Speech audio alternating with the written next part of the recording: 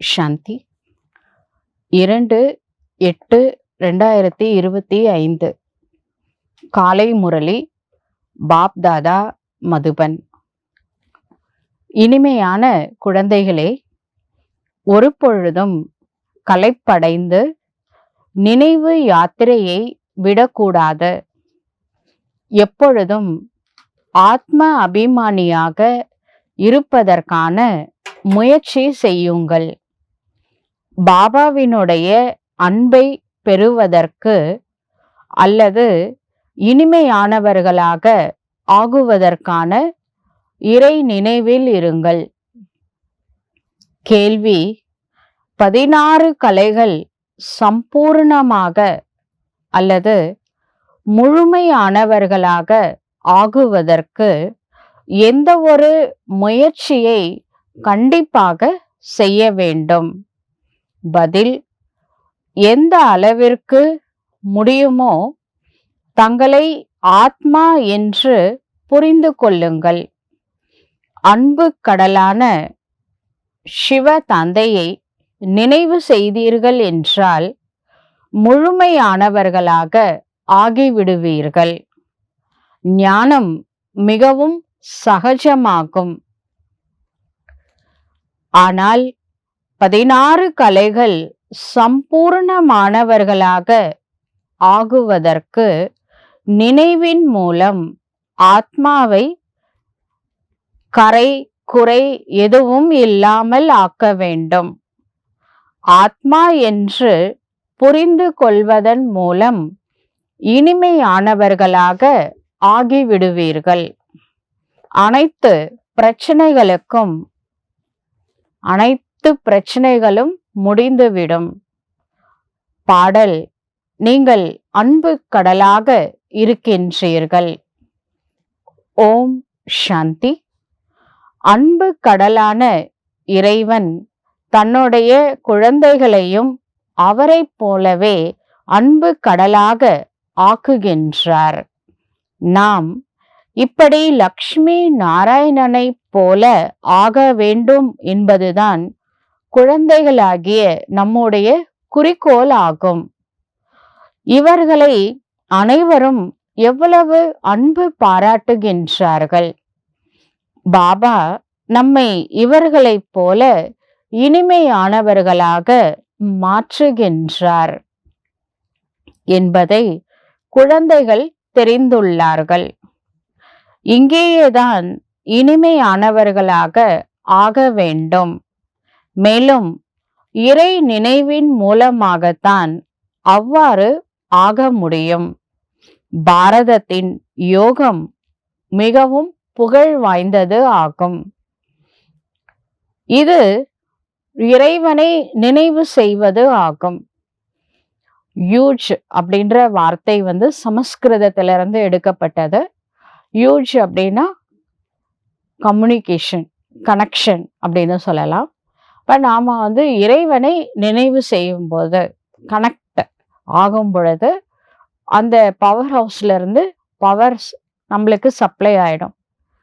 அப்போ ஆத்மா அப்படிங்கிற பேட்டரி சார்ஜ் ஆகும். இதுதான் உண்மையிலேயே ராஜயோகம் ஆகும்.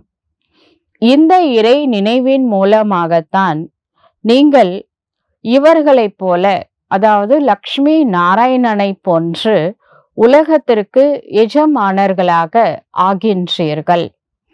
இந்த முயற்சியை தான் குழந்தைகள் செய்ய வேண்டும். நமக்கு அதிகமான ஞானம் இருக்கின்றது என்ற கர்வத்தில் வரக்கூடாது. இந்த அபிமானம் இருந்ததுன்னா கனெக்ஷன் கட் ஆயிடும். அதனால நாம ஆத்மா உணர்வுல இருந்து பரமாத்மாவை நினைச்சாதான் பரமாத்மா பவர் ஹவுஸா இருக்கிறார, அவர்கிட்ட இருந்து நம்ம பவர் சப்ளை பெற முடியும். நம்ம பேட்டரியும் சார்ஜ் ஆகும். அபிமானம், ஈகோலாம் வந்துச்சுன்னா அது இன்சுலேட் ஆயிடும். அப்ப நம்மளால இறைவனிடமிருந்து சக்தியை பெற முடியாத, ஆத்மா ரூபமான பேட்டரியை சார்ஜ் பண்ண முடியாத, எந்த ஒரு சூழ்நிலையிலும் கர்வம், ஈகோ வரக்கூடாது. முக்கியமான விஷயம் இறைவனை நினைவு செய்வதுதான். நினைவில்தான் பாபாவிடமிருந்து அனைத்து குணங்களையும் சக்திகளையும் பெற முடியும். இறை நினைவின் மூலமாக இறை அன்பை பெறுகின்றோம். மிகவும் இனிமையானவர்களாக மற்றும் அன்பானவர்களாக ஆக வேண்டும் என்றால் அந்த இனிமையான அன்பான சிவ தந்தையின் நினைவில் இருக்க வேண்டும். உயர்ந்த பதவி அடைய விரும்புகின்றீர்கள் என்றால் அதற்கான முயற்சி இறை நினைவில் இருப்பதற்காக செய்ய வேண்டும். இல்லை என்றால் நம்ம யோகாவே பண்ணல, பேட்டரியை சார்ஜே பண்ணல அப்படின்னா பிறகு பக்ஷாதாபப்பட வேண்டி வரும். ஏனென்றால் பாபாவின் நினைவில் இருப்பதற்கு இயலாமல் நிறைய குழந்தைகள் இருக்கின்றார்கள். அவர்கள் எளிதாக களைப்படைந்து விடுகின்றார்கள். எனும் பொழுது இந்த இறை நினைவை அந்த டயர்டா ஆயிடுச்சு அப்படின்னா விட்டு விடுகின்றார்கள். ஒன்று, ஆத்ம அபிமானியாக இருப்பதற்கு அதிகமாக முயற்சி செய்யுங்கள். இல்லை என்றால் மிகவும் குறைந்த பதவியை அடைந்து விடுவீர்கள். அந்த அளவிற்கு இனிமையாக ஒரு பொழுதும் பாபா எதிர்பார்க்கிற மாதிரி ஆகணும்னா என்ன பண்ணணும்? ரொம்ப ஸ்வீட் நேச்சரா நம்ம மாறணும். இப்போ மாம்பழமே எடுத்த உடனே அந்த பழம் இருக்காதுல்ல, முதல்ல காயா இருக்கு. காய் புளிக்கவும் செய்யும், கசப்பு தன்மையும் இருக்கும். எப்போ அது பழுக்குதோ அப்பதான் இனிமை தன்மை வரும். அது மாதிரி தான் நாம கூட ஞானம் மற்றும் யோகத்துல பழுத்த பழமாயிட்டோம் அப்படின்னா அந்த இனிமையான தன்மை நமக்குள்ள நிறைந்து இருக்கும். மிக குறைந்த குழந்தைகள் தான் இறை அன்பினால் கவரப்படுகின்றார்கள். ஏனென்றால் அவர்கள் இறை நினைவில் சதா இருக்கின்றார்கள். சிவ தந்தையினுடைய நினைவில் மட்டுமே இருக்க வேண்டும். எந்த அளவிற்கு இறைவனை நினைவு செய்வீர்களோ அந்த அளவிற்கு இனிமை தன்மை நிறைந்தவர்களாக ஆகிவிடுவீர்கள். இந்த லக்ஷ்மி நாராயணன் கூட முற்பிறவியில அதிகமாக சிவ நினைவில் இருந்தவர்கள்தான். இறை நினைவின் மூலமாகத்தான் இனிமையானவர்களாக ஆகியுள்ளார்கள். சத்தியுக சூரிய வம்சத்தை சார்ந்தவர்கள் முதல் நம்பர், சந்திர வம்சத்தை சார்ந்தவர்கள் இரண்டாவது இடத்தில் வந்து விடுகின்றார்கள். இந்த லக்ஷ்மி நாராயணன் மிகவும் பிரியமானவர்களாக இருக்கின்றார்கள்.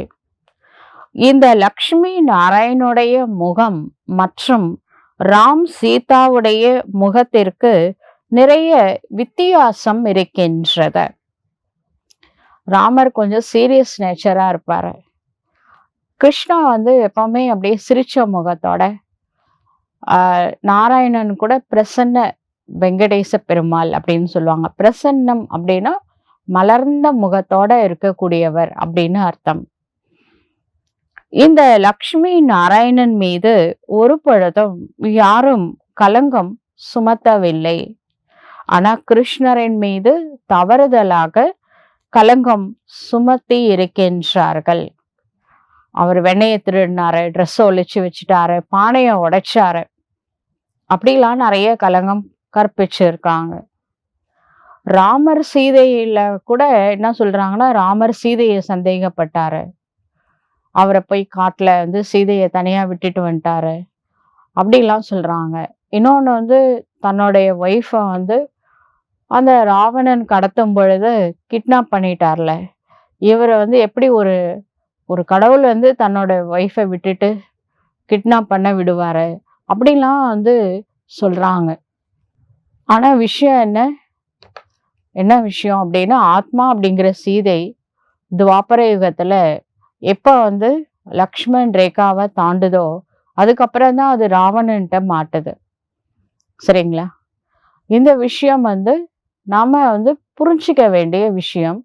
இது புரிந்து கொள்ளாதவர்கள் தேவதைகளை கலங்கப்படுத்தி இருக்காங்க. ஆனா ஒரிஜினல் லக்ஷ்மி நாராயணா இருந்தாலும் சரி, ராம் சீதையா இருந்தாலும் சரி, நம்ம சொல்ற கதையெல்லாம் பிராக்டிக்கல் கிடையாது. அவங்களாம் ரொம்ப சிரேஷ்டமான வாழ்க்கை வாழ்ந்திருக்காங்க.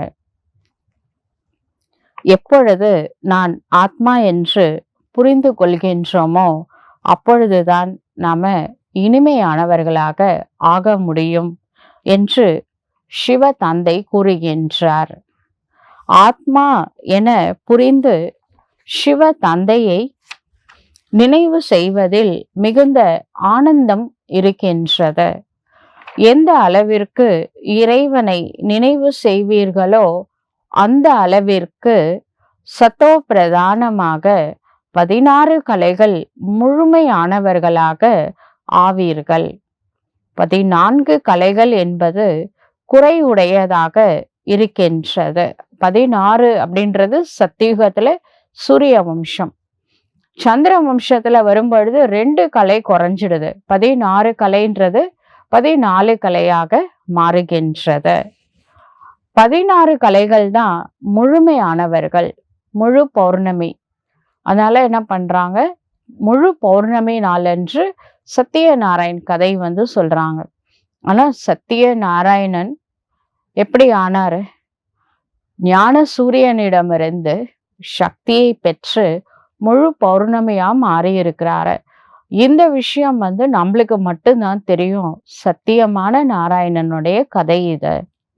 84 பிறவிகள் கல்ப கல்பமாக எடுத்து வந்திருக்கின்றோம். முழுமையாக தூய்மை ஆகாதவரை யாரும் இப்பொழுது திரும்பி வீட்டிற்கு செல்ல முடியாத, இல்லை என்றால் தண்டனை அனுபவிக்க வேண்டி வரும். சிவ தந்தை அடிக்கடி புரிய வைக்கின்றார். எந்த அளவிற்கு முடியுமோ முதலில் தன்னை ஆத்மா என்ற உறுதி நமக்குள் ஏற்பட வேண்டும். நம்பிக்கை இருக்கணும். ஆத்மா என்று நம்பிக்கையோடு புரிந்து கொண்டு பிறகு பரமாத்மாவை நினைவு செய்ய வேண்டும். ஆத்மாக்களாகிய நாம் நம்முடைய வீட்டில் இருக்கின்றோம் என்றால் நாம் சத்தோ பிரதானமாக இருந்தோம் பரந்தாமத்துல. பிறகு பூலோகத்தில் பிறவி எடுக்கின்றோம். ஒவ்வொருவரும் எத்தனை பிறவிகள் எடுக்கின்றார்கள். கடைசியில ஆத்மா தமோ பிரதானமாக ஆகிவிடுகின்றது. உலகத்தில் அந்த சுயமரியாதை குறைந்து கொண்டே செல்கின்றது. புதிய கட்டிடம் இருக்கின்றது என்றால் அதில் எவ்வளவு சுகம் கிடைக்கின்றது. பிறகு அதுல குறைகள் ஏற்படும் பொழுதுதான் கலைகளும் குறைகின்றன.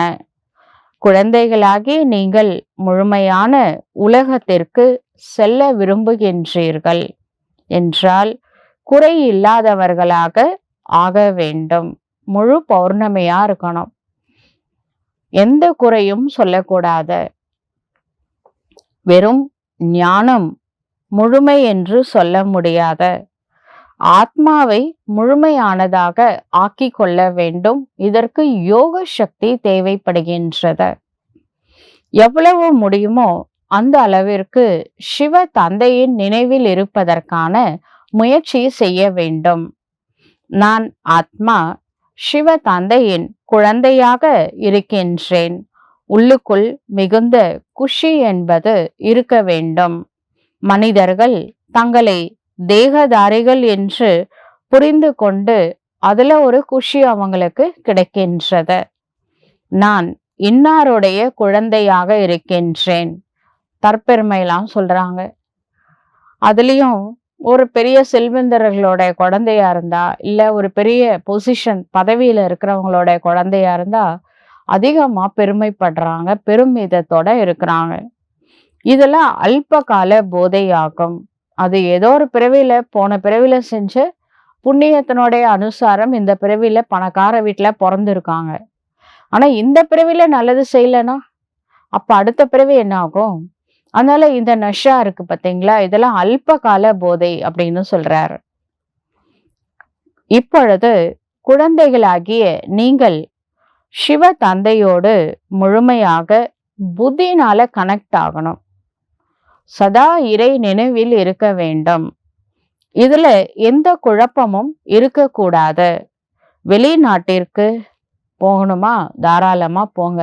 எந்த நாட்டுல வேணாலும் போங்க. எங்க இருந்தாலும் பரமாத்மாவை என்ன பண்ணணும்? பரந்தாமத்தில் இருக்கக்கூடிய சிவ பரமாத்மாவை நினைவு செய்யணும்.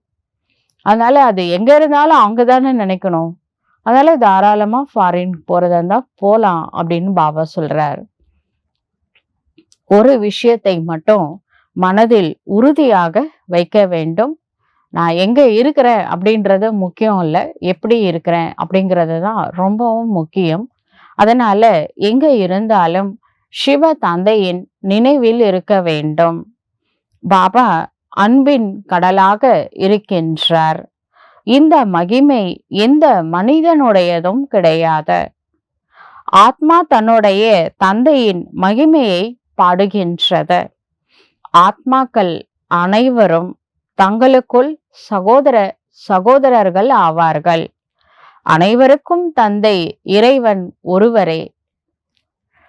பாபா அதாவது சிவ தந்தை அனைவருக்கும் கூறுகின்றார், குழந்தைகளே, நீங்கள் சத்தோ பிரதானமாக இருந்தீர்கள். இப்பொழுது தமோ பிரதானமாக ஆகியுள்ளீர்கள். தமோ பிரதானமான காரணத்தினால நீங்கள் துக்கம் உடையவர்களாக ஆகியுள்ளீர்கள். இப்பொழுது ஆத்மாவாகிய எனக்கு பரமாத்மாவாகிய சிவ தந்தை கூறுகின்றார், நீங்கள் முதலில் முழுமையானவர்களாக இருந்தீர்கள். ஆத்மாக்களாகிய அனைவரும் அங்கே பரந்தாமத்தில் இருக்கும் பொழுது முழுமையாகத்தான் இருந்தார்கள். நடிப்பு தனிப்பட்டதாக இருக்கலாம், ஆனால் எந்த குறையும் இல்லை அல்லவா? தூய்மை இல்லாமல் யாராலும் அங்கு செல்ல முடியாது. சுகதாமத்தில் உங்களுக்கு சுகமும் இருக்கின்றது என்றால் அமைதியும் இருக்கின்றது. ஆகையினாலதான் உங்களுடைய தர்மம் உயர்ந்ததிலும் உயர்ந்த தர்மம் என்று சொல்லப்படுகின்றது. சத்தியுகத்துல எல்லாமே இருந்தது. ஹெல்த், வெல்த், ஹாப்பினஸ் எல்லாமே இருந்தது. அமைதியும் இருந்தது, சந்தோஷமும் இருந்தது, நிறைய இருந்தது, 100% இருந்தது. அதனாலதான் இந்த தேவதா தர்மம் உயர்ந்த தர்மம் மற்ற தர்மத்தை விட அப்படின்னு சொல்லப்படுகின்றது. அளவற்ற சுகம், கால்குலேட்டே பண்ண முடியாது. கொட்டி கிடக்கும் வைரம் வைடூரியம், தங்க மலைகள் இருக்கும். நாம என்னவாக ஆகின்றோம் என்று சிந்தனை செய்து பாருங்கள். சொர்க்கத்திற்கு எஜமானர்களாக ஆகின்றோம். அது வைரத்திற்கு ஒப்பான பிறவியாகும். இப்பொழுது சோழியை போன்ற பிறவியாகும். சூத்ர பிறவி சோழி போன்றது, பிராமண பிறவி வைரமானது. இந்த பிராமண பிறவியில வராம தேவதை ஆக முடியாது. தேவதை தங்கத்திற்கு சமமானது.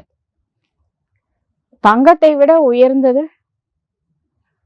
அது பிராமண பிறவி தானே. இப்பொழுது சிவ தந்தை நினைவில் இருப்பதற்காக குறிப்பாக உணர்த்துகின்றார். பாபாவுடைய நினைவுல சதா இருங்கள் என்று உணர்த்துகின்றார். என்னை தூய்மையற்ற நிலையிலிருந்து தூய்மையாக ஆக்குங்கள் அப்படின்னு நாம தான் கடவுளை கூப்பிட்டோம். இறைவா, நான் ரொம்ப பதீதமாயிட்டேன், தூய்மை இழந்து போயிட்டேன். ஆத்மா எப்படி இருக்கு? கரை படிந்த வைரம் போல இருக்கு. அதை ஒரு ஃப்ளாலெஸ் டைமண்டாக, கரையற்ற வைரமாக மாற்றுங்கள் அப்படின்னு நாம தான் பாபாவை அழைத்தோம். சத்தியுகத்துல முழுமையாக விகாரமற்றவர்களாக இருந்தோம். ராம், சீதா கூட முழுமையானவர்கள் என்று சொல்ல முடியாது. ஏன்னா அவங்க 14 கலைகள் தான். அவங்க வந்தது திரேதா யுகத்துல. சந்திர வம்சத்துல. அவர்கள் 2ஆம் இடம் சென்று விட்டார்கள். நினைவு யாத்திரையில் தேர்ச்சி பெறவில்லை. ஞானத்தில் எவ்வளவுதான் ஷார்ப்பாக கூர்மையாக இருந்தாலும் ஒரு பொழுதும் பாபாவிற்கு இனிமையானவர்களாக இருந்திருக்க மாட்டார்கள். இந்த திரேதாயுகத்துல வர்றவங்களுக்கு ஞானம் இருக்கும், ஆனா யோக சக்தி குறை. அதனால அவங்க திரேதாயுகத்துல வராங்க. பாபா கூட உங்களுக்கு இனிமையானவர்களாக மாற்றுகின்றார். படிப்பு முற்றிலும் பொதுவானதாகும். இந்த படிப்பு படிச்சுதான் சிலர் சூரிய வம்சத்துல வராங்க, சிலர் சந்திர வம்சத்துல வராங்க. மிகப்பெரிய ராஜதானி ஸ்தாபனை ஆகி கொண்டு இருக்கின்றது. தூய்மையாக ஆகவும் வேண்டும், இறை நினைவில் இருக்கவும் வேண்டும். இதை நல்ல விதத்தில் குறித்து கொள்ளுங்கள். நினைவு யாத்திரையில் இருப்பதன் மூலம் ஆங்காங்கே சண்டை சச்சரவுகள் நடப்பது, அகங்காரம் வந்துவிடுவது போன்றவற்றை எல்லாம் ஒரு பொழுதும் செய்யக்கூடாது. ஈகோ வரக்கூடாது. ஈகோ வந்தா என்ன ஆயிடும்? பாபாவை நெருங்க முடியாது. ஸ்வமான்ல இருக்கணும், அபிமானம் வரக்கூடாது.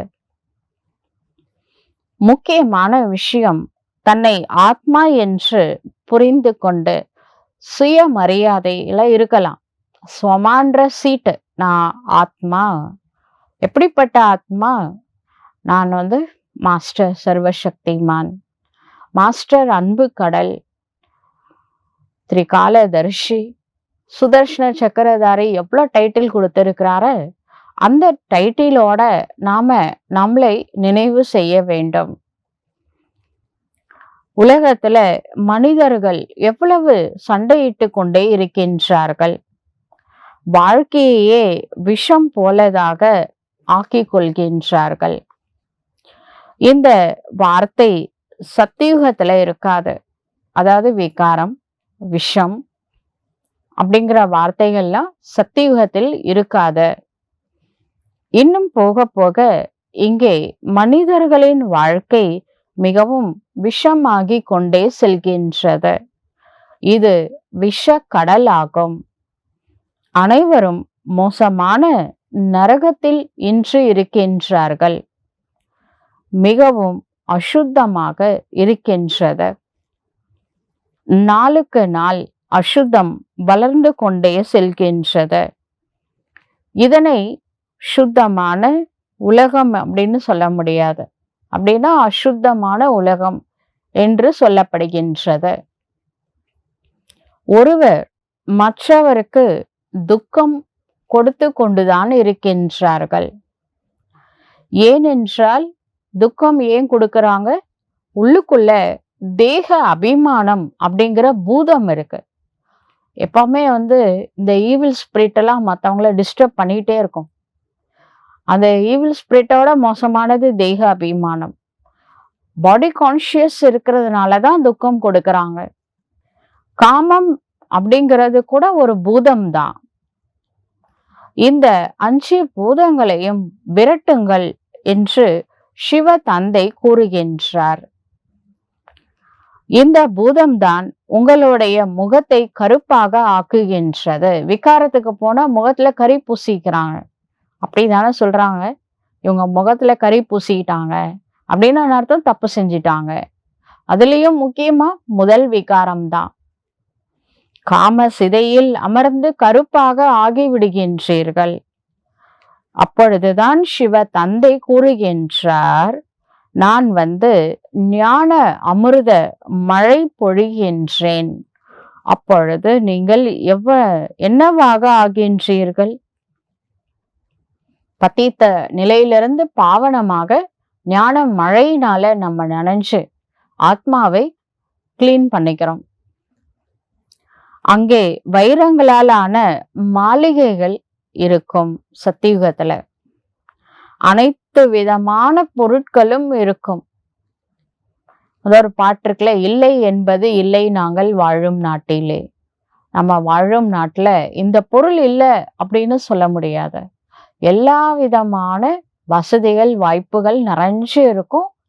அனைத்து சமூகத்திற்கே அந்த மனுஷங்க எல்லாருமே நல்லா இருப்பாங்க.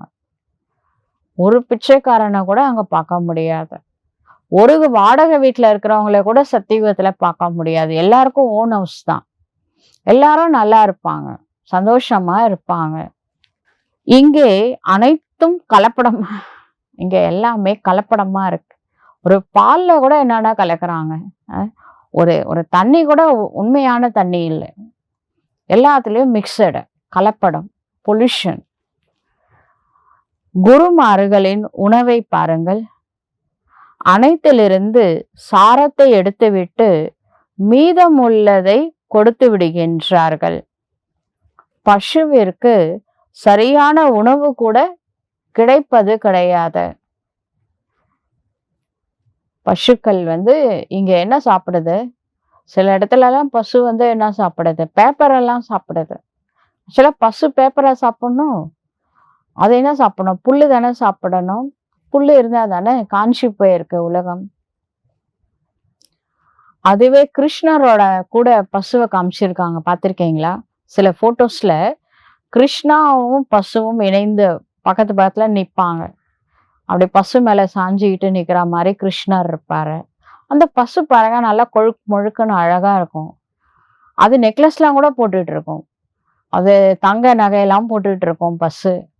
அந்த கொம்பு கூட நகை போட்டு வச்சிருப்பாங்க. அந்த மாதிரி இருக்கும். சத்தியுகத்தினுடைய பசுக்கள் முதல் தரமானதாக இருக்கும். சத்தியுகத்தினுடைய பசுக்கள் அப்படி இருக்கும் கேட்கவே கேட்காதீங்க. ஏன்னா அங்க எல்லாமே பொல்யூஷனே கிடையாதுல்ல. அதனால அந்த உலகம் எப்படி இருக்கும் யோசிச்சு பாருங்க. பார்க்கும் பொழுதே சந்தோஷம் வந்து விடுகின்றது. இங்கே ஒவ்வொரு பொருளிலிருந்தும் சாரத்தை எடுத்து விடுகின்றார்கள். எதுலையுமே சாரமற்ற பொருள் தான் இருக்கு.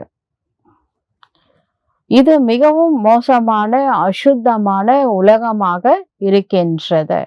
இப்ப உண்மையிலேயே அரிசி மேல அந்த ஒரு ரெட் கலர்ல ஒண்ணு ஒட்டிட்டு இருக்கும், உமின்னு சொல்லுவாங்க. அது உமிக்கும் அரிசிக்கும் நடுவுல ஒண்ணு இருக்கும். அதை பாலிஷ் பண்ணிடுறாங்க. அதுக்கப்புறம் என்ன ஆயிடுதுன்னா ஒயிட் ஆயிடுது. பாக்குறதுக்கு நல்லா இருக்கு, பட் அதுல என்ன கிடையாது, ஸ்ட்ரென்த் கிடையாது. சாரம் எடுத்துடுறாங்க. அப்ப நம்ம என்ன உணவு எடுத்துக்கிறோம்? நம்ம இதுல இந்த உலகமே மோசமான அசுத்தமான உலகமாக இருக்கின்றது. நீங்கள் இதில் மனதை ஈடுபடுத்த கூடாது. நீங்கள் எவ்வளவு விகாரிகளாக விட்டீர்கள் என்று சிவ தந்தை கூறுகின்றார்.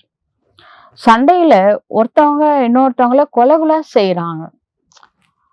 ரிலேஷன்ஸே என்ன பண்றாங்க? ஒரு தந்தை மகனை கொலை செய்யறாரு, மகன் தாயை கொலை செய்யறாங்க, மகன் தந்தையையும் கொலை செய்யறாரு. உலகத்துல ஒரு கணவன் மனைவி அவங்களுக்குள்ள கொலை நடக்குது. யாராவது நல்லா இருக்காங்களா? ஒருவர் மற்றவரை கொலை செய்து கொண்டே இருக்கின்றார்கள். ரிலேஷனே கொலை செய்யறாங்கன்னா அப்போ யோசிச்சு பாருங்க.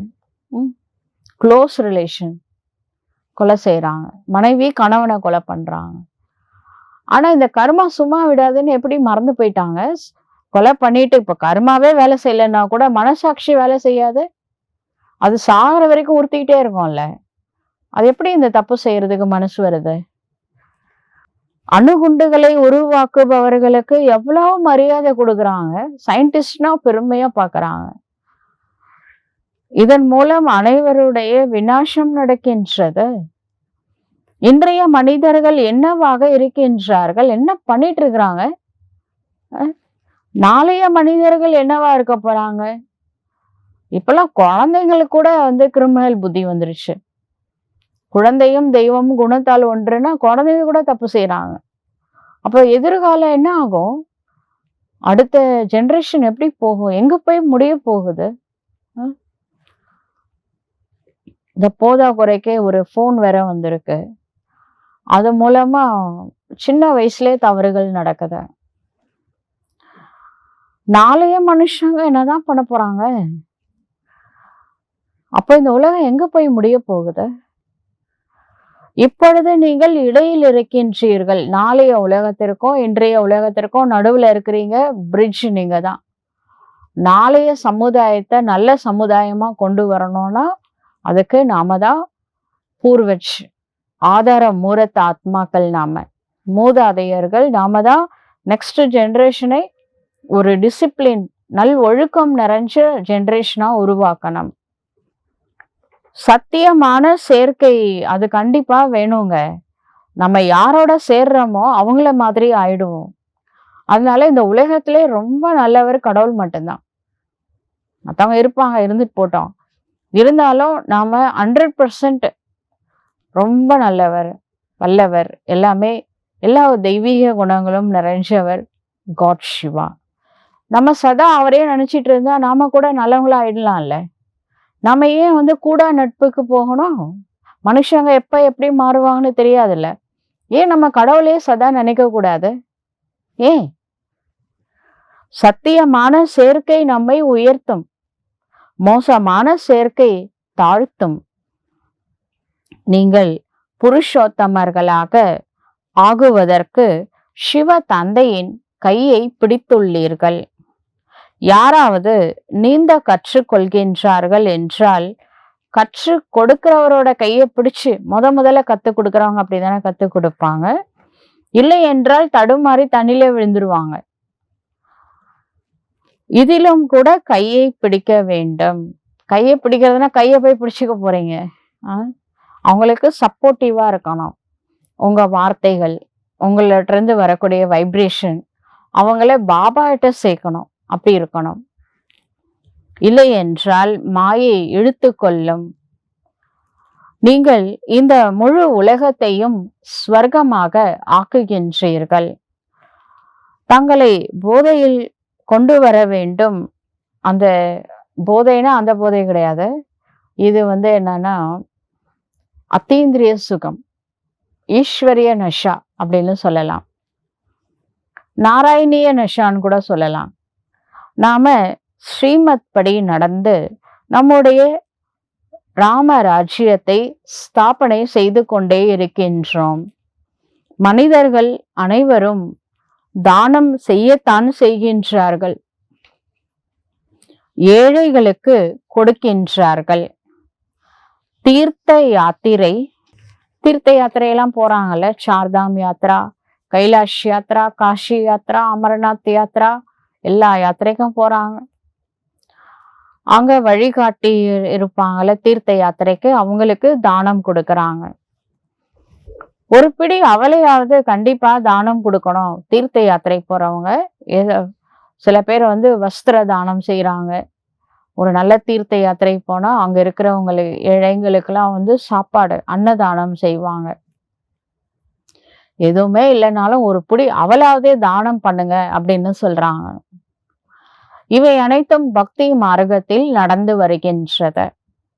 இப்பொழுது சிவ தந்தை நம்மை இரட்டை தானம் செய்ய வைப்பவராக மாற்றுகின்றார்.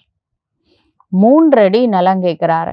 வாமன அவதாரம் போல 3 அடி கொடுங்க போதும் அப்படின்னு கேட்கிறாரு. இதுல ஈஸ்வரிய பல்கலைக்கழகத்தையே ஓபன் பண்ணிடலாமா? 3 அடி நிலம் இருந்தா போதும். ஈஸ்வரிய பல்கலைக்கழகம், ஈஸ்வரிய மருத்துவமனை, சில மெடிக்கல் யூனிவர்சிட்டி கூடவே ஹாஸ்பிட்டல் கம்பைண்டா இருக்கும். அது மாதிரி இது ஆத்மாவுக்கு வைத்தியம் பார்க்கக்கூடிய வைத்தியசாலை, மருத்துவமனை கூடவே நம்மளுக்கு டீச்சிங்கும் பண்றாரு. யூனிவர்சிட்டியும் இருக்கு. மனிதர்கள் ஆனா இதுக்கு 3 அடி இடம் போதுன்றாரு. பாத்தீங்களா? இதுல மனிதர்கள் 21 பிறவிகளுக்கு ஆரோக்கியம் அடைகின்றார்கள். சத்தியுகத்துல ஹாஸ்பிட்டலே தேவையில்லை. நம்ம நேச்சரை கியூர் பண்ணிட்டா போதும். ஆத்மாவுடைய நேச்சர் என்னது? சுகம், சாந்தி, பவித்ரதா. இதை மட்டும் நம்ம கொண்டுட்டு வந்துட்டா போதும். சத்தியுகத்துல நம்மளுக்கு உடல்லையும் சரி மனசுலயும் சரி வியாதியே வராது. இங்கே எப்படிப்பட்ட வியாதிகள், விதவிதமா வியாதிகள் வருது. வியாதியில கூட எவ்வளவு நாற்றம், சில வியாதி வந்தா ரொம்ப ஒரு மாதிரி பேட் ஸ்மெல் வருது உடம்புல இருந்து.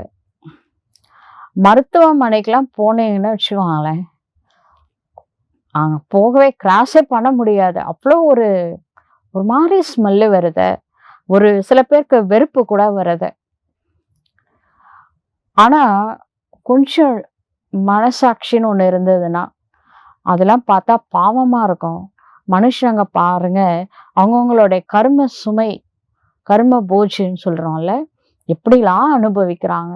எவ்வளோ வியாதிகள் வந்து எப்படிலாம் கஷ்டப்படுறாங்க. கொஞ்சம் இரக்கமாவும் வரும். சிலருக்கு வெறுப்பு வரும், சிலருக்கு இரக்கம் வரும். அவங்க மனச பொறுத்தது. எவ்வளோ கஷ்டப்படுறாங்க பாருங்க மனுஷங்க. அ அவ்வளோ துக்கப்படுறாங்க. இந்த துக்கங்களிலிருந்து விடுபட வைக்கிறதுக்காக தான் சிவ தந்தை வந்துள்ளார். நினைவு மட்டும் செய்யுங்க. உலகத்தையே நான் மாத்திடுறேன். நீங்க முதல்ல ரெடி ஆகுங்க. வேற எந்த கஷ்டமும் உங்களுக்கு குடுக்கறதுக்காக கடவுள் வரல. இங்கெல்லாம் வந்து இப்போ அந்த ஆடி மாசம்லாம் அலகு குத்துறாங்க. அப்புறம் அந்த தேர்லாம் இழுக்குறாங்க. முதுகுல கொக்கிலாம் கட்டி தேர் இழுத்துட்டு போறாங்க. நெருப்பு மேல நடக்குறாங்க. அது என்ன சொல்றாங்க? பூக்குழி அப்படின்றாங்க. பூச்சட்டி கையில எடுக்குறாங்கன்னா, தீச்சட்டி கையில எடுக்குறாங்க. அவ்வளோ சுடும் தானே! அப்படிலாம் கஷ்டப்படுறாங்க. பாபா உங்களுக்கு அந்த மாரிலாம் எந்த கஷ்டத்தையும் குடுக்கலல்ல. ஆத்மான்னு புரிஞ்சுகிட்டு பரமாத்மாவ நெனைங்க. ம். அதுல என்ன கஷ்டம் இருக்கு? குழந்தைகள் நிறைய கஷ்டத்த பார்த்துட்டாங்க பக்தி மார்க்கத்துல. அதனால பாபா எந்த கஷ்டமும் உங்களுக்கு குடுக்கல. நீங்க பாபாவ நெனைச்சா போதும் அப்படின்னு சொல்றாரு. கரும்பு ஜூஸ் குடிக்கிறதுக்கு கஷ்டமா இருக்கா? அ? இந்த விகாரமான மனுஷங்க முகம் வந்து எப்படி இருக்கு? விகாரமா இருக்குல்ல. சில பொணம் மாதிரி இருக்காங்க. பொணத்துக்கே வந்து இறக்கும் பொழுது சவக்கலை வருது.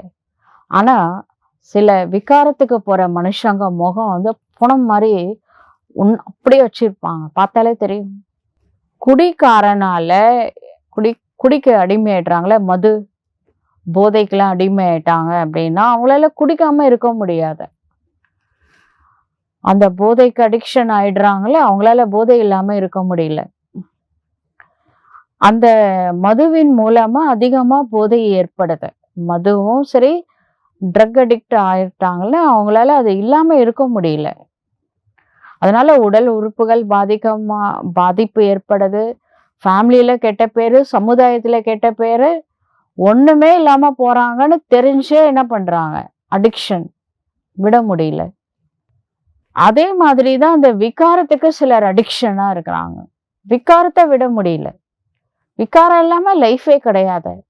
அவங்க எப்படி மது விட முடியலையோ, அப்படி விகாரத்த விட முடியாம இருக்காங்க. இது கூட ஒரு போதை போல. ஆனா இதெல்லாம் என்ன? இந்த விகாரமான மனுஷங்களுடைய ஆயுள் வந்து ரொம்ப குறைஞ்சிடும். யோகியோட ஆயுள் அதிகரிக்கும். போகியோட ஆயுள் குறையும். அதனால விகாரத்தினால ஆயுள் குறைகின்றது. ஆனா நிர்விகாரமான தேவதைகளோட சராசரி ஆயுள் எவ்வளோ? 125 150 வருஷம். எப்பொழுதும் ஆரோக்கியமுடையவர்களாக ஆவீர்கள் என்றால் ஆயுளும் அதிகரிக்கும். மனமும் உடலும் ஆரோக்கியமா இருந்தா நீண்ட ஆயுள் இருக்கும்ல. நோயற்ற சரீரம் சத்தியுகத்துல. பாபா அழிவற்ற மருத்துவர். அதாவது சத்தியுகம் திரேதாயுகம் 2 யுகத்துக்கும் சேர்த்து சங்கமயுகத்துல ட்ரீட்மெண்ட் பண்ணிட்டு போயிடுறாரு. அப்பா எப்படிப்பட்ட அப்பா! வைத்தீஸ்வரன், ஈஸ்வரனே வைத்தியம் பார்த்துட்டு இருக்கிறாரு ஆத்மாவுக்கு. உடலுக்கு தான் மனுஷங்க வைத்தியம் பார்க்கறாங்க. ஆனா கடவுள் ஆத்மாவிற்கு ட்ரீட்மெண்ட் பண்ணிட்டு இருக்கிறாரு. பண்ற ட்ரீட்மெண்ட்ல அடுத்த 2 யுகத்துக்கு ஹாஸ்பிட்டலே கிடையாது. எந்த டாக்டர்ஸும் தேவைப்பட மாட்டாங்க. சத்துகுரு ஞான ஊசி போடுறாரு, கண்மை கொடுக்கிறாரு. இதனால அறியாமைன்ற இருள் நீக்கப்படுகின்றது. தந்தையை தெரிந்திருக்கவில்லை. அதனாலதான் அஞ்ஞான இருள்ல இருக்கிறாங்க.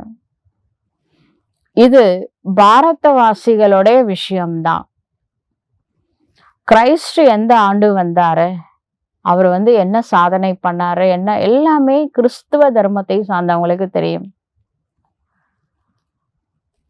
போப் ஆண்டவர்கள் கூட வரிசை கிரமமா வராங்க. ஒரு பாரத நாட்டுல மட்டும்தான் லைஃப் ஹிஸ்டரி தெரியாதவங்க. எல்லா ரிலீஜியனுக்கும் ஹிஸ்டரி இருக்கு. புத்த மதம் எப்ப ஸ்தாபனை ஆனது, புத்தர் என்ன பண்ணாரு, லைஃப் ஹிஸ்டரி இருக்கு. ஒவ்வொரு மதத்துக்கும் இருக்கு. ஆனா இந்த ஆதிசனாத் முதல்ல பேரே இல்லையே, மதத்தின் பேரே லிஸ்ட்ல இல்லைங்க. அப்புறம் அது யாரு ஸ்தாபனை பண்ணாங்க, எப்ப ஸ்தாபனை பண்ணாங்க, இதெல்லாம் அப்புறமா தானே. பேரெல்லாம் மாத்திட்டீங்க. ஆதி சனாதன் தேவி தேவதா தர்மத்தை காட் சிவா ஸ்தாபனை பண்ணிட்டு இருக்கிறாரு சங்கம யுகத்துல. இந்த விஷயம் எந்த ஹிஸ்டரியில இருக்கு பாருங்க, யாருக்குமே தெரியாது.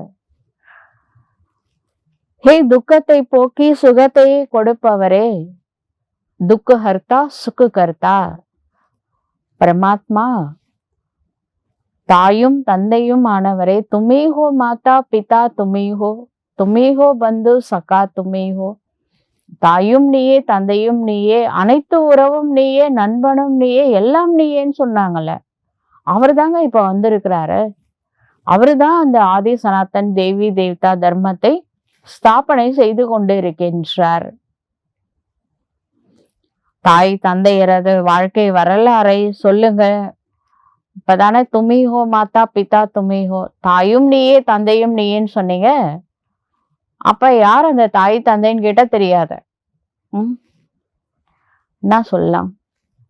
இது புருஷோத்தம சங்கம யுகம் என்பதை நீங்கள் தெரிந்துள்ளீர்கள். இப்ப நடப்பது, நாம் இப்பொழுது புருஷோத்தம் அப்படின்னா ஆத்மாவை உத்தமமாக மாற்றிக்கொண்டே இருக்கின்றோம் எனும் பொழுது முழுமையாக படிக்க வேண்டும். உலகாய மரியாதைகளில் கூட நிறைய மாட்டிக்கொண்டு இருக்கின்றார்கள். இந்த பிரம்மா பாபா இருக்கார்ல, யாரை பற்றியும் கவலைப்படவில்லை. எவ்வளவு திட்டுக்களை வாங்கி இருக்கின்றார். பிரம்மா பாபா தனியா நின்னு போராடினார்ல, எவ்வளவு பேர் அவரை அவமானப்படுத்தினாங்க. எல்லாத்தையும் தன்னுடைய உடல் மனம் பொருளை கொடுத்து வாங்கினது திட்டு மட்டும்தான். மானம் கிடைச்சதை விட அவமானம் அதிகமா கிடைச்சது. புகழ்ச்சியை விட இகழ்ச்சியை அதிகமா அவர் ஃபேஸ் பண்ணாரு. அதை ஃபேஸ் பண்றதுக்கு சக்தி வேணும்ல.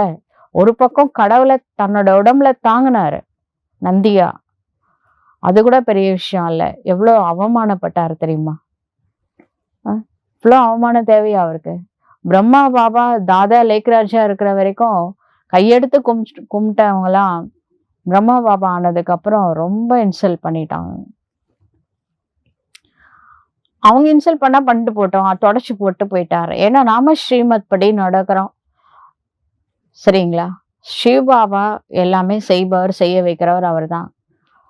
அனைத்து புகழும் சிவபாபாக்குன்னா இந்த இகழ்ச்சியை தானா அவரு எடுத்துக்கிட்டோம் அப்படின்னு சொல்லிட்டு அவர் மனசுல எதுவுமே வைக்கல பிரம்மா பாபா. சர்வம் சிவார்ப்பணம், அதுதான் அவர் ஃபாலோ பண்ணது. எவ்வளவு திட்டுக்களை வாங்கினாரு, ஆனா மனசுல எதையுமே வைக்கல, புத்தியிலையும் வைக்கல. நம்மளானா நினைச்சு கஷ்டப்பட்டிருப்போம். ஆனா பாபா என்ன பண்ணாரு, அது உள்ள எடுத்தாதானே. அதனாலதான் துக்கம் எடுக்க வேணாம்னு சொல்றாரு. அவங்க தெரியாம தப்பு செய்யறாங்க, அவங்க தெரிஞ்சா இப்படி திட்டமாட்டாங்க. அவமானம் கூட எதனால பண்றாங்க, உண்மை தெரியாதனால பண்றாங்க. அப்ப ஏன் நம்ம அதை எடுக்கணும்? துக்கத்தை எடுத்தா துக்கப்படுவோம் தானே. ஆனா பிரம்மா பாபா எடுக்கவே இல்லை, புத்தியிலையும் எடுக்கல, மனசுலயும் எடுக்கல. அப்ப அவரு நாராயணிய நஷால இருந்தாரு. நாம என்ன பண்ணிட்டு இருக்கிறோம், என்ன பண்ணணும்? சர்வம் சிவார்ப்பணம், சத்து சித் ஆனந்த சொரூபத்துல இருக்கணும். பிரம்மா பாபா இருந்திருக்காரு, ஃபாலோ ஃபாதர் பண்ணணும். பாபா பிராமணனாக மாற்றினார் அப்படின்னா அது வரைக்கும் கையெடுத்து கும்பிட்டவங்களாம் எப்ப இந்த சிவபாபா பிரம்மா பாபாவை பிராமணா மாத்தினாரோ அவ்வளோ திட்டு வாங்க ஆரம்பிச்சார். எவ்வளோ பழி, வீண் பழி சுமக்க ஆரம்பிச்சார். ஆனா அவரு சுமக்கல. அதையும் சிவபாபாக்கு அர்ப்பணம் பண்ணிட்டாரு. மனசை ஃப்ரீயா வச்சுட்டாரு. பழி போட்டவங்க தான் என்ன பண்ணாங்க, அப்புறம் ஃபீல் பண்ணி சாரிலாம் கேட்டிருக்காங்க. அது ஒரு விஷயம் நடந்தது. அப்புறமா லைஃப்ல எல்லாமே வரும். நம்ம கர்மப்படி ஒழுங்கா ஸ்ரீமத் படி நடந்தோம்னா அதையும் பார்ப்போம். நம்மளை யாரு வீண் பழி போட்டாங்களோ அவங்களே மன்னிப்பு கேட்பாங்க. ஏன்னா இது நடந்திருக்கு பிரம்மா பாபாவோட லைஃப் ஹிஸ்டரியில. பாபா சொல்றாரு, பஞ்சாயத்து முழுவதும் ஒரு பக்கம், அதாவது அந்த உலகம் அந்த டைம்ல அந்த ஆட்சி, அதாவது தாதா லேக்ராஜ் திடீர்னு பிரம்மா பாபா ஆயிட்டாரு, திடீர்னு சிவ பாபா வந்துட்டாரு. அப்படியே எவ்வளோ தலைகீழா மாறுச்சு லைஃப். அப்போ எவ்வளோ ஓம் மண்டலி ஆப்போசிட் பார்ட்டி வந்தாங்க. ஒரு பிரம்மா பாபா ஒரு பக்கம் நிக்கிறாரு, அவருக்கு சப்போர்ட் யார் இருக்காங்க? அதுல சின்ன சின்ன குழந்தைங்க, அவங்க என்ன பண்ணுவாங்க யோசிச்சு பாருங்க. தனியா நின்று ஃபேஸ் பண்ணாரு பார்த்தீங்களா? அந்த தைரியம், அந்த தைரியம் வேணும் எல்லா பிகேஸ்க்கும். உலகம் ஒரு பக்கம், இவர் மட்டும் தனியா நின்னாரு. நீங்க என்ன செய்றீங்க அப்படின்னு அந்த சிந்து மக்கள் பஞ்சாயத்து கேட்டாங்களாம். என்ன பண்ணிட்டு இருக்கிறீங்க அப்படின்னு கேக்குறாங்க. கீதையில பகவானுடைய மகா வாக்கியம் இருக்கு, காம் மகா க்ஷத்ரு அப்படின்ற வார்த்தை இருக்கு. ஆனா அவங்க புரிஞ்சுக்க மாட்டேங்கிறாங்க. அவங்க எப்படி நீங்க தூய்மையை பத்தி சொல்லலாம் அப்படின்னு கேக்குறாங்க. இதன் மீது வெற்றி அடைவதன் மூலம் உலகத்திற்கே எஜமானன் ஆக முடியும். இது சிவ பகவான் வார்த்தை, சிவ பகவான் வச்ச. இதை புரிய வைக்கணும், தைரியம் வேணும். பிரம்மா பாபா தைரியமா ஃபேஸ் பண்ணார்ல, எந்த ஒரு சுச்சுவேஷனையும் ஸ்ரீமத் அவரை விடவே இல்லையே. இது கீதையின் வார்த்தைகள் ஆகும். காம விகாரத்தை வெல்வதன் மூலம் உலகத்தை வெல்ல முடியும். காம் ஜீத், மாயா ஜீத்தே ஜெகத் ஜீத் என்று என்னிடம் யாரோ சொன்னார்கள். இந்த லக்ஷ்மி நாராயண் கூட வெற்றி அடைஞ்சவங்க தானே, விகாரத்தை வெற்றி அடைஞ்சவங்க தானே லக்ஷ்மி நாராயண் கூட. இதுல சண்டை போடணும்னு அவசியமே இல்லை. உங்களுக்கு சொர்க்கத்தின் ராஜ்யத்தை கொடுக்க வந்திருக்கின்றேன். இப்பொழுது தூய்மை ஆகுங்கள் மற்றும் தந்தையை நினைவு செய்யுங்கள். நான் தூய்மையாக ஆவேன் என்று மனைவி சொன்னா கணவன் முடியாது அப்படின்னு சொல்றாங்க. ஒரு வீட்லயே ஒருத்தர் அன்னப்பறவையா இருக்கிறாருன்னா இன்னொருத்தர் குக்கு மாதிரி இருக்கிறாங்க. பாபா அதாவது ஒருத்தவங்க பிகே, ஒருத்தவங்க நான் பிகே. ஒருத்தவங்க தூய்மையா இருக்கணும்னு நினைக்கிறாங்க, இன்னொருத்தவங்க கோஆபரேஷன் பண்ண மாட்டேங்கிறாங்க. பாபா ஞான ரத்தினங்களை எடுக்கக்கூடிய அன்னங்களாக மாற்றுகின்றார். அன்னத்தோட ஸ்பெஷாலிட்டி என்னன்னா, பால் தண்ணி ரெண்டுத்தையும் மிக்ஸ் பண்ணி வச்சா கூட அது பாலை மட்டும் எடுத்துக்கும். அதனாலதான் அது சரஸ்வதி, காயத்ரி தேவி இவங்களுக்கெல்லாம் அன்னப்பறவையை வாகனமாக காண்பித்துள்ளார்கள். ஆனா ஒன்று அன்னப்பறவைனா இன்னொன்னு குக் ஆயிடுச்சுன்னா ரெண்டு பேரும் மோதிக்கிறாங்க, சண்டை நடக்குது. என்ன பண்றது? ஆரம்பத்துல அதிக சக்தி இருந்தது, இப்பொழுது அந்த அளவிற்கு தைரியம் யாரிடத்திலும் இல்லை. அதனால தைரியமா தூய்மையா இருக்கிறதுக்காக என்ன என்ன வந்தாலும் தாங்குனாங்க. எவ்வளவு அடிதடிலாம் வாங்கியிருப்பாங்க அந்த காலத்துல மாதாஸ்லாம். நாங்கள் வாரிசு என்று சொல்கின்றார்கள், ஆனால் வாரிசாகும் விஷயமே வேற. ஆரம்பத்தில் அதிசயமா இருந்துச்சு. பெரிய பெரிய வீட்டை சார்ந்தவங்களாம் உடனே வீட்டை விட்டு வந்துட்டாங்க, ஆஸ்தி அடையணும் அப்படின்னு சொல்லிட்டு சரண்டர் ஆயிருக்காங்க. அந்த காலத்துல நம்ம மன்மோகினி தீதி இருக்காங்கல்ல, அவங்க வீட்டுல 40 கதவு இருக்குமா வெளியில வர்றதுக்கு. 40 கதவுல எந்த கதவு திறந்து வர்றாங்கன்னு அவங்க வீட்டுல இருக்கிறவங்களுக்கே கண்டுபிடிக்க முடியாது. பாபா வீட்டுக்கு வருவாங்க. அப்ப எவ்வளவு பெரிய பெரிய ஃபேமிலி சார்ந்தவங்க எல்லாம் பாபா கிட்ட வந்திருக்காங்க அந்த காலத்துல. அவங்க எல்லாம் பாபா கிட்ட பக்கா பிகே ஆயிட்டாங்க. முதல்ல வந்தவங்க பெரிய அதிசயம்லாம் செஞ்சிருக்காங்க. ஆரம்ப காலகட்டத்துல மம்மா, பாபா கூட இருந்தவங்கள, நம்ம தாதிங்கலாம் என்ன எவ்ளோ பெரிய ஒரு மகான் ஆத்மாக்கள் அவங்கலாம். இப்ப அப்படிலாம் குவாலிட்டி குறையுதுல்ல. இந்த யக்கியத்துல கூட சத்தோ, ரஜோ, தமோ ஆகுது. அப்பலாம் பயங்கர பவர்ஃபுல் சோல்ஸ் அப்பலாம். அந்த யக்கியம் ஆரம்ப காலகட்டத்துல இந்த பில்லர்ஸ் நம்ம இயக்கத்தினுடைய தூண்கள் அவங்கலாம். பவர்ஃபுல்லா இருந்தாங்க.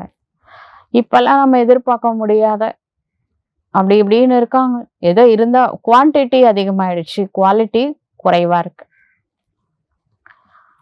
உலகாய மரியாதைகள் வேற நெறைய இருக்குல்ல. அவங்களலாம் இவங்கள திருப்திப்படுத்தணும், அவங்கள திருப்திப்படுத்தணும். ஆனா அந்த காலத்துல லோக்கலாச்சு குல மரியாதை தூக்கி போட்டு வந்துட்டாங்க. எனக்கு கடவுள் தான் முக்கியம். இதெல்லாம் ஒண்ணுமே கிடையாது அப்படின்னு நினைச்சவங்க. அவங்க ஃபேஸ் பண்ணாங்க பிரச்சனைகளை. யார் ஆரம்பத்துல வந்தாங்களோ அவங்க அதிகமான தைரியம் இருந்துச்சு. மனோபலம். இப்ப அவ்வளோ தைரியம் வைக்கிறது ரொம்ப கஷ்டம். ஆனாலும் இப்போ இன்னும் இருக்கதான் செய்றாங்க. மூலை முடுக்குல இருக்காங்க. ஏழைங்க நினைச்சா என்ன வேணா சாதிக்கலாம். தைரியம் வைக்கலாம். மாலையில மணி ஆக வேண்டும் என்றால் முயற்சி தாங்க. நீ ஏழையா இருந்தாலும் சரி, இப்ப பாருங்க, நம்பர் 1 ஏழை மம்மா. நம்பர் 1 செல்வந்தராக பிரம்மா பாபா இருந்தாரு. ஆனா பிரம்மா பாபாவை மம்மா பீட் பண்ணிட்டாங்க பாத்தீங்களா? ஃபர்ஸ்ட் அவங்க தான் சம்பூர்ணமானாங்க. இங்க ஏழை பணக்காரெல்லாம் ஒண்ணும் இல்லைங்க. முயற்சியில தான் எல்லா விஷயமும் இருக்கு. மாலை ரொம்ப பெருசுதான்.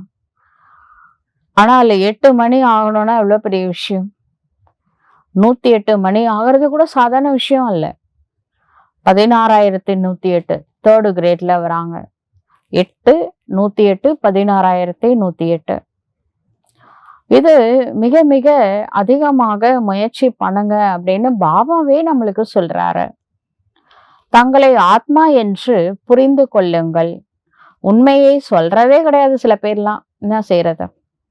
யார் தங்களை நல்லவர்கள் என்று புரிந்து கொள்கின்றார்களோ அவர்களின் மூலம் கூட பாவ கர்மங்கள் நடந்து விடுகின்றத.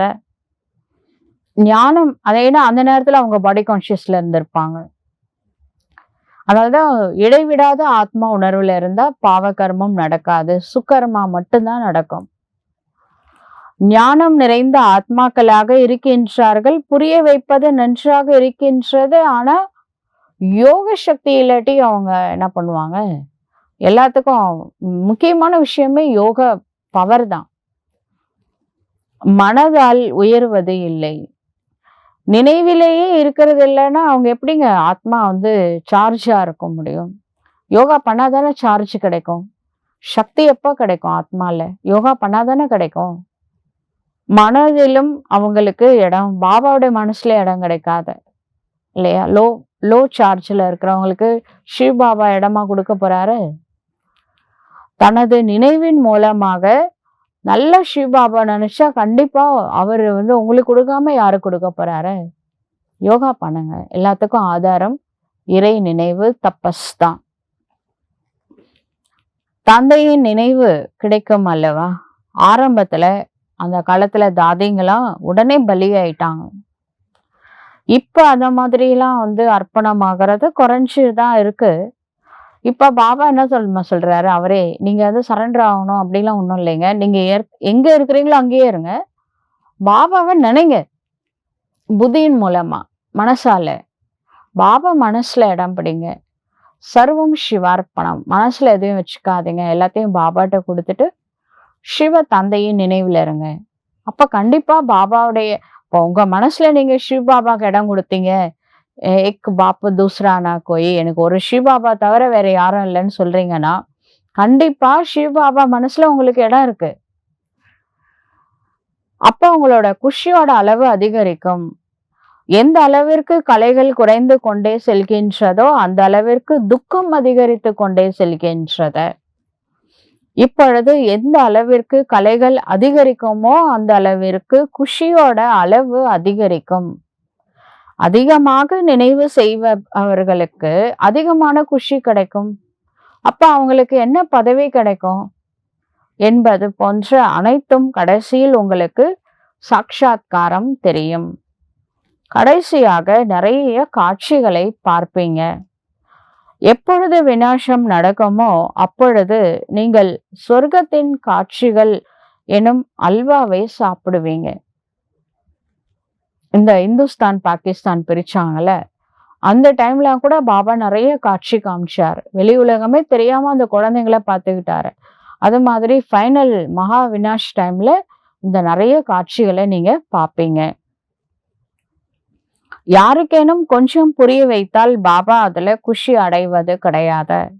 ஒரு பண்டிதரோட கதை இருக்குல்ல, ராமா ராமான்னு சொல்லிட்டு ராம நாமத்தை சொன்னா சன்சார சாகரை கடந்துடலாம் அப்படின்னு சொன்னாரு. அதாவது இந்த குடும்பம்ன்ற அந்த கடலை கடந்துடலாம் அப்படின்னு சொன்னாரு.